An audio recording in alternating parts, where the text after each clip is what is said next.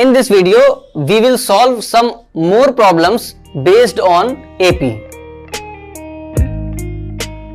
तो next question है हमारा, divide 96 into 4 parts which are in AP and the ratio between product of their means to product of their extreme is 15:7. Clear? तो 96 को हमें 4 equal parts में divide करना है, तो वो पार्ट्स क्या होंगे? जब भी मैं 4 पार्ट्स सिलेक्ट करने होते तो वो क्या होते थे? a minus 3d, a minus d, a plus d and a plus 3d.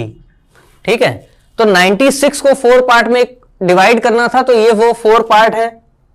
अगर 96 को हम डिवाइड कर रहे हैं तो इसका मतलब है इन चारों टर्म्स का सम कितना होगा? 96 होगा. तो हम इसको सॉल्व कर लेते हैं. a minus 3d plus a minus d plus a plus d plus a plus 3d equal to 96.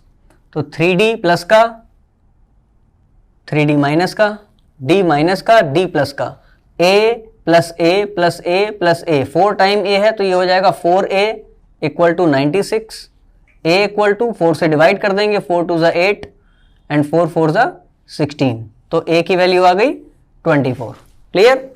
दूसरा क्लू दे रखा था, product of their means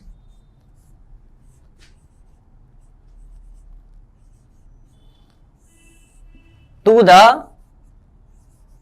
product of extremes. ठीक है, तो ये दोनों हमारे एक्सट्रीम्स हो गए और ये दोनों मीन्स हो गए. ये कितना दे रखा है? 15:7. क्लियर? नेक्स्ट क्लू है हमारे पास, the ratio of product of means to the product of extremes. तो मीन्स क्या है हमारे? ये दो टर्म, यानी कि a minus D, a plus D to the product of extremes. ये एक्सट्रीम्स हैं, तो a minus 3d multiplied by a plus 3d equal to 15:7. इसको हमें सॉल्व करना है और a की वैल्यू हमें पहले से ही पता है 24 है. पहले हम इसको सॉल्व कर लेते हैं. यहां पर फॉर्मूला लग रहा है a minus D, a plus D, which is a square minus D square. Upon में भी यही फॉर्मूला लग रहा है, तो a स्क्वायर माइनस 3d का होल स्क्वायर कितना आ जाएगा? 9d square equal to 15/7. Clear? अब 24 रख देंगे a की वैल्यू को, तो 24 का स्क्वायर कितना होता है?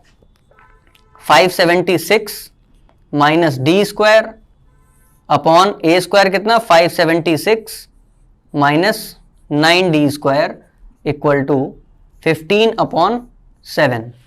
अब इसमें हम क्रॉस मल्टीप्लीकेशन करेंगे तो कितना आ जाएगा? 576 इंटू 15, 576 इंटू 15 माइनस 15 9 ज़ा 135d square equal to 7 into 576. Equal को यहां लिख लेते हैं, 576 इंटू 7 माइनस 7 इंटू डी यानी कि 7d स्क्वायर. क्लियर? तो ये दोनों नंबर्स हैं, इनको एक तरफ ले लेंगे तो आ जाएगा 576 into 15 minus 576 into 7 equal to minus 7d square plus 135d square. क्योंकि माइनस का 135d स्क्वायर था तो ये उधर जाकर के प्लस का आ जाएगा. ठीक है, इसको हमने अभी मल्टीप्लाई इसलिए नहीं किया है क्योंकि यहां पे दोनों में हमें कॉमन मिल जाएगा 576, तो हम इसको इजीली 2 बार मल्टीप्लाई यहां पर करना पड़ेगा, एक बार यहां करना पड़ेगा, फिर हम इसको सब्ट्रैक्ट करेंगे. उससे बेहतर है कि हम इसको कॉमन ले लें 576 और हमें ब्रैकेट में मिलेगा 15-7 इक्वल टू 135 में से 7 माइनस हो जाएगा तो कितना आ जाएगा? 15-7 कितना हुआ? 8, तो 128d स्क्वायर. ठीक है, तो ये आ गया 576 इंटू 15-7 कितना? 8 equal to 128d square. Clear? अब इसको हम आगे स्क्रीन पर इस साइड में सॉल्व कर रहे हैं. ठीक है, तो 576 इंटू 8 इक्वल टू 128d²। ये हमें टर्म यहां से फिर से हमने यहां पे लिख लिया ताकि कोई दिक्कत ना हो। तो 576 into 8 upon 128 equal to d²। ठीक है, अब इसको कैंसिल आउट कर लेंगे। 8 1 जा 8, 8 6 जा 48। अब 16 से इसको डिवाइड कर लेंगे। 16 1 जा 16, 16 2 जा 3 जा 48, 9 बचा तो 9, 16 6 जा, तो d² की वैल्यू आ गई 36। देन d की वैल्यू क्या आ जाएगी, प्लस माइनस 6। क्लियर। अब हमारे पास a की भी वैल्यू है और d की भी वैल्यू है, और 4 नंबर्स जो थे वो भी a और d की ही फॉर्म में थे। तो हम एक एक करके सबकी वैल्यू फाइंड कर लेंगे। a माइनस 3d, तो a की वैल्यू है 24 माइनस 3 इंटू 6, यानी कि 24, 3 6 जार 18 और वैल्यू आ गई 6। दूसरा नंबर है a माइनस d, यानी कि 24 minus 6 equal to 18। Third number है a प्लस d, यानी कि 24 plus 6 equal to 30। And fourth number है a plus 3d equal to 24 plus 3 into 6, यानी कि 24 में 18 ऐड करेंगे तो कितना आ जाएगा, 42। तो ये 4 नंबर्स हमारे आंसर होंगे, 6, 18, 30 एंड 42। और इनमें डिफरेंस कितना कितना है, 12, 12, 12। क्लियर। तो नेक्स्ट क्वेश्चन है हमारा, find the numbers in AP whose sum is 12.5, यानी कि 5 टर्म है, उनका सम कितना है, 12.5। क्लियर। एंड दूसरा क्लू क्या दे रखा है, the ratio of the first to the last, यानी कि पहले टर्म का और लास्ट टर्म का जो रेशियो है वो कितना है, 2:3। तो फर्स्ट टर्म और लास्ट टर्म का। ठीक है, तो जो भी हमारे 5 टर्म होंगे पहले तो हम वो लिख लेंगे, और रेशियो कितना दे रखा है, 2/3। तो पहले 5 नंबर वो हम लिख लेते हैं, कौन कौन से होंगे, a minus 2d, a minus D, a plus D और a प्लस 2d। तो हमने बता चुके हैं आपको कि जब 5 नंबर लेट करने होंगे तो वो क्या होंगे, a minus 2d, a minus D, a plus D और a प्लस 2d। ठीक है, तो अब इन पांचों नंबर का सम कितना गिवन था, 12.5। तो अकॉर्डिंग टू क्वेश्चन इन सारे नंबर को हमें ऐड करना है, a minus 2d plus a minus d plus a plus a plus d plus a plus 2d equal to 12.5। Clear. तो यहां से इसको एरेज कर देते हैं क्योंकि अब ये बात यहां पर लिख चुकी है। 2d और 2d gate cancelled, minus d plus D gate cancelled, a और a, ये 5a हो गया, 5 टाइम्स a था। 12.5 कितना हो गया, 12 2 जा 24, 1 25 अपॉन 2, 5 से 25 कैंसिल, 5, देन a की वैल्यू आ गई 5 अपॉन 2। क्लियर। ठीक है, दूसरा क्लू क्या था कि ratio of first to the last. तो फर्स्ट टर्म हमारा क्या है, a minus d, to the last term क्या है, a plus 2d which is 2:3। इसको सॉल्व करेंगे क्रॉस मल्टीप्लीकेशन से, then we get 3a minus 3 2 जार 6d equals to 2a plus 4d। ठीक है, a वाले टर्म एक तरफ, तो 3 minus 2a equal to 4d plus 6d। 3 minus 2 is a equal to 4 plus 6 10d। तो a की वैल्यू आ गई 10d और a की वैल्यू हमें पहले से ही पता है 5 अपॉन 2। तो ये वैल्यू यहां पुट कर देंगे, 5 अपॉन 2 इक्वल टू 10d। तो d की वैल्यू कितनी आ जाएगी, यहां पर भी क्रॉस मल्टीप्लीकेशन कर देते हैं, तो 20d इक्वल टू 5, यानी d इक्वल टू आ गया 5 अपॉन 20 विच इज 1/4। तो d की वैल्यू आ गई 1/4 और a की वैल्यू आ गई 5 अपॉन 2। तो जो 5 नंबर्स थे हमारे a और d की फॉर्म में, उन सभी में इसकी वैल्यू को पुट करके फाइंड आउट कर लेंगे। a की वैल्यू है 5 अपॉन 2 माइनस 2 इंटू डी की वैल्यू है 1/4, 2 1 जार 2 2 जार, यानी कि 5 अपॉन 2 माइनस 1/2, यानी कि एलसीएम लेंगे तो 5 माइनस 1 4 अपॉन 2। तो ये आ गई फर्स्ट टर्म। क्लियर। अब a माइनस डी को सॉल्व करेंगे, a minus D which is 5 upon 2 minus 1/4, LCM आएगा 4, 2 2 जार 4, तो 10 माइनस 1 यानी कि 9/4, तो ये आ गई दूसरा टर्म। तीसरा टर्म हमारा a ही रहेगा, ये दे रखा है। नेक्स्ट हम फाइंड करेंगे a प्लस डी, तो 5/2 प्लस 1/4, एलसीएम आएगा 4, 2 2s are 4, तो 10 प्लस 1 यानी कि 11/4, ये थर्ड टर्म नहीं सॉरी फोर्थ टर्म आ गया। और इसी तरीके से a प्लस 2d भी आप लोग अपने आप निकाल लीजिएगा इसको, जैसे हमने ये निकाला है। चलिए यहां निकाल देते हैं। a प्लस 2d, a है 5/2 प्लस 2 इंटू डी की वैल्यू है 1/4, 2 1s are 2 2s are, 5/2 plus 1/2, ये हो जाएगा एलसीएम लेने के बाद में कितना, 5 प्लस 1 कितना 6 यानी कि 3। तो नंबर्स क्या आ गए हमारे, a माइनस 2d जो कि आया था ये 2, कॉमा a माइनस डी ये निकाला है 11/4, देन a, तो a हमारा 5/2 ही था, देन a प्लस डी जो कि यहां पर निकाला है, ये a प्लस डी था 11/4, a प्लस डी है 11/4 और a प्लस 2d है 3, तो a माइनस डी ये निकाला है 9/4।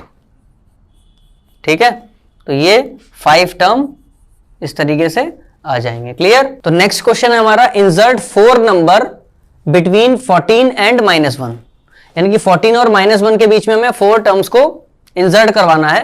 तो वो लेट कर लेते हैं नंबर, वो कौन कौन से होंगे, A1, A2, A3 and A4। तो ये 4 नंबर है, इसके बीच में इंसर्ट करवा देते हैं। तो क्या सीरीज बन जाएगी, 14, A1, A2, A3 and A4, और लास्ट टर्म क्या हो जाएगा, -1। तो बस इतनी सी सीरीज है। इस सीरीज में ये क्या हो गया हमारा फर्स्ट टर्म, यानी कि a इक्वल टू 14, और ये क्या हो गया हमारा लास्ट टर्म। अब ये जो लास्ट टर्म है वो कौन से नंबर पे आ रहा है, first, second, third, fourth, fifth and sixth. तो ये कह सकते हैं हम कि ये 6th टर्म होगा। तो 6th term a6 equal to -1। Clear. अब a6 को हम कैसे रिप्रेजेंट करते हैं, in the formula an equal to a plus n-1d। कई बार हमने बताया कि अगर ये 6 टर्म है तो हम इसको डायरेक्टली a प्लस एक कम करके 5d लिख सकते हैं। क्लियर। अब a की वैल्यू 14 है, वो यहां पुट कर देंगे, 14 plus 5d equal to -1, then 5d equal to -1 -14, 5d equal to ये आ गया -15, and we get d equal to -3। 5 से कैंसिल आउट करेंगे तो 5 1 जार 5 3 जार 15। तो d की वैल्यू आ गई -3 और a की वैल्यू है 14। ठीक है। अब हमें कौन से टर्म निकालने थे, a1, a2, a3 और a4। तो a1 जो हमारा टर्म है वो इस सीरीज के लिए सेकेंड टर्म है। तो सेकेंड टर्म क्या होता है, a प्लस डी, यानी कि 14 प्लस -3, यानी कि 14 -3 विच इज 11। क्लियर। देन हम a2 फाइंड करेंगे, तो a2 कितना आएगा, a प्लस a2 इस सीरीज के लिए थर्ड टर्म है, तो ये a प्लस 2d आ जाएगा, यानी कि a की वैल्यू कितनी है 14 प्लस 2 इंटू डी की वैल्यू है -3, 14 plus minus minus 3 2s are 6, 14 minus 6 is 8। Clear. Then हमें a3 फाइंड करना है, तो a3 कौन सा टर्म है सीरीज का, फर्स्ट, सेकेंड, थर्ड, फोर्थ। तो फोर्थ टर्म क्या होगा हमारा, a plus 3d which is a की वैल्यू 14 प्लस 3, d की वैल्यू है -3, 14 plus minus minus 3 3s are 9, 14 minus 9 is 5, and finally fourth term which is first, second, third, fourth, fifth term of given series. तो fifth term can be represent in the form of a plus 4d equal to 14 plus 4 into -3, 14 plus minus minus 4 3s are 12 which is 2। तो ये जो 4 term हमें find करने थे, a1, a2, a3 and a4, ये क्या आ गए हैं, a1 की वैल्यू कितनी आई 11, a2 की वैल्यू कितनी आई 8, a3 की वैल्यू आई 5 एंड a4 की वैल्यू आई 2। तो ये 4 नंबर इस तरीके से हम इंसर्ट कर सकते हैं। इस तरीके से 5 नंबर 6 नंबर इस पर बेस्ड काफी क्वेश्चन मिलेंगे आपको। तो नेक्स्ट क्वेश्चन है हमारा, a sum of 700 is distributed in 7 students, 700 rupees के कैश प्राइजेस हैं कुछ जो कि 7 स्टूडेंट्स में डिस्ट्रीब्यूट होने हैं और हर एक प्राइस अपने प्रीसीडिंग प्राइस से 20 लेस देन है। ठीक है, यानी कि अगर मान लेते हैं सपोज पहला प्राइस अगर 40 रुपीज का है तो नेक्स्ट प्राइस क्या होगा हमारा 20 लेस देन होगा। क्लियर, ये गिवन है। ठीक है, तो 700 को हमें डिवाइड करना यानी कि ये टोटल सम है, तो ये क्या हो गया हमारा SN गिवन है 700 और हर एक प्राइस में 20 रुपीज का डिफरेंस है, तो 20 का डिफरेंस मतलब कॉमन डिफरेंस, तो ये हो गया हमारा डी की वैल्यू कितनी हो गई 20। ठीक है, और जो प्राइस है वो पहले से 20 कम है। ठीक है ना, पहले वाले से 20 कम है, तो इसका मतलब क्या हुआ, डी की वैल्यू माइनस में आएगी या प्लस में आएगी। एक बार देख लेते हैं, मान लेते हैं पहले वाला प्राइस जो है वो x है, तो नेक्स्ट प्राइस क्या होगा, पहले से भी 20 कम, तो जो हमारा कॉमन डिफरेंस आ रहा है वो कम हो रहा है ना, तो जब कम हो रहा है तो हमारा जो कॉमन डिफरेंस होगा वो -20 होगा। क्लियर, ठीक है। और क्या गिवन है कि उस प्राइस को मैं 7 स्टूडेंट्स में डिस्ट्रीब्यूट करना है, तो यानी कि n की वैल्यू कितनी हो गई 7। ठीक है, अब हमें हर एक प्राइस की वैल्यू फाइंड करनी है। क्लियर, तो यानी कि सीरीज बना लें बस, तो SN का फॉर्मूला लगा देते हैं। SN इक्वल टू कितना हो गया n/2 bracket 2a plus n-1 into D.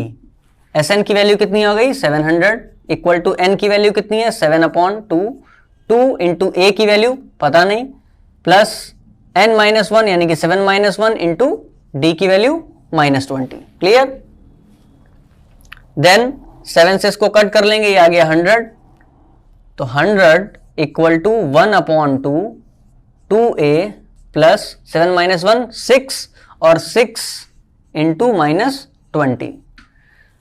ये 2 इधर मल्टीप्लाई में चला जाएगा 100 की, तो कितना बन जाएगा 200 equal to 2a plus minus 6 2 12 120 इधर आ गया ट्रांसपोज होकर के, तो प्लस में आ जाएगा 200 प्लस 120 इक्वल टू 2a, यानी कि 320 equal to 2a, then we can say that a equal to 160। तो फर्स्ट प्राइस जो फर्स्ट नंबर आया वो कितना आ गया 160।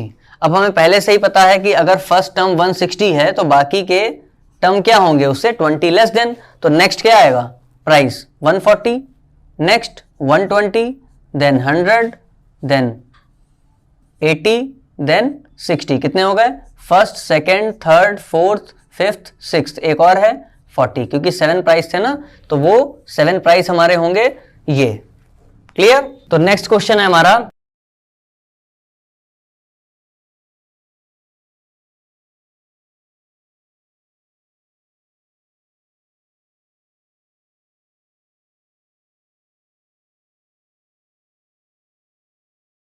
कि एक स्कूल में क्लास 1 से लेके क्लास 10 तक की क्लासेस हैं और हर एक क्लास अपनी क्लास जिस वो क्लास में बच्चे पढ़ रहे हैं उस क्लास से 5 टाइम्स ट्री प्लांट करते हैं। ठीक है, और हर एक क्लास के 3 सेक्शन हैं।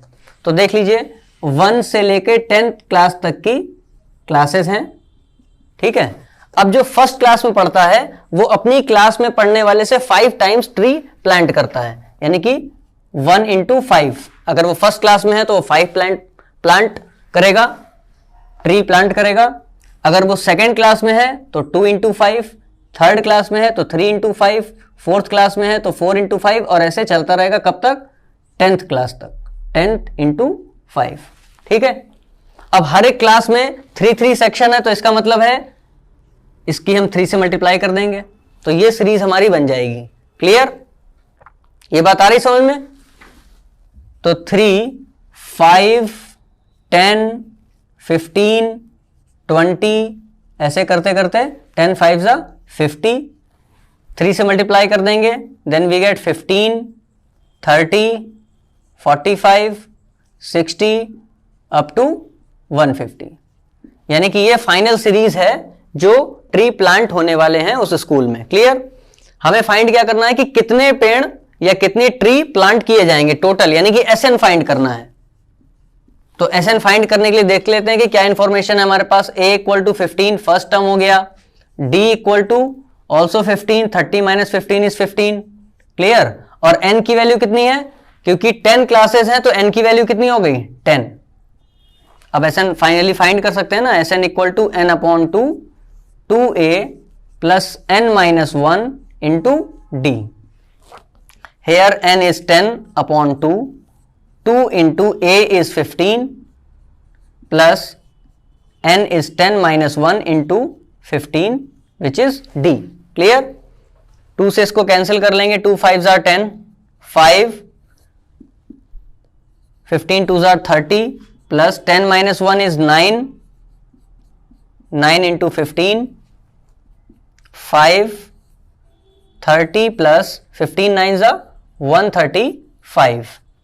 तो ये आ गया 5 into 135 plus 30 is 165 multiplied by 5 5 5s are 25 2 carry 5 6 are 30 और 2 32 3 carry 5 1s are 5 3 8। तो 825 ट्री प्लांट होंगे उस स्कूल में। क्लियर? तो नेक्स्ट क्वेश्चन है हमारा कि एक मैन्युफैक्चरर है टीवी सेट्स को बनाने वाला जो थर्ड ईयर में 600 यूनिट को मैन्युफैक्चर करता है और 7th ईयर में 700 यूनिट को मैन्युफैक्चर करता है। फर्स्ट क्वेश्चन है कि फर्स्ट ईयर में वो उसने कितने यूनिट को मैन्युफैक्चर किया था, ये हमें फाइंड करना है। तो ये सीरीज से कैसे फाइंड करेंगे?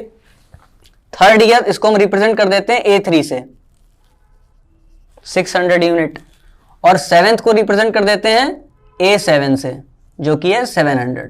क्लियर? अब A3 यानी कि थर्ड टर्म होगा इसका, तो A3 को कैसे लिखेंगे? कई बार बताया है A प्लस 2D, एक कम कर लेंगे इसमें 600, ये बन जाएगी हमारी फर्स्ट इक्वेशन। और A7 ये आ जाएगा A plus 6D equal to 700 जो हो जाएगी हमारी सेकेंड इक्वेशन। क्लियर? अब इसको बाय एलिमिनेशन से सॉल्व कर देना है। तो A plus 6D equal to 700, इसके नीचे फर्स्ट इक्वेशन यानी कि A plus 2D equal to 600। On subtracting minus minus A get cancelled, 6 minus 2 is 4D equal to 7 minus 6 is 100, then 4 से इसको कैंसिल आउट करेंगे, then we get D equal to 25। ठीक है? तो जब D की वैल्यू आ गई है तो put the value of D in any of the equation. A plus 2D equal to था 600, A प्लस 2 इंटू D की वैल्यू आ गई 25 equal to 600, A plus 50 25 two जार 50 इक्वल टू 600, 50 जरा के माइनस हो जाएगा तो A equal to 600 minus 50 which is 550। तो A की वैल्यू का मतलब क्या हो गया?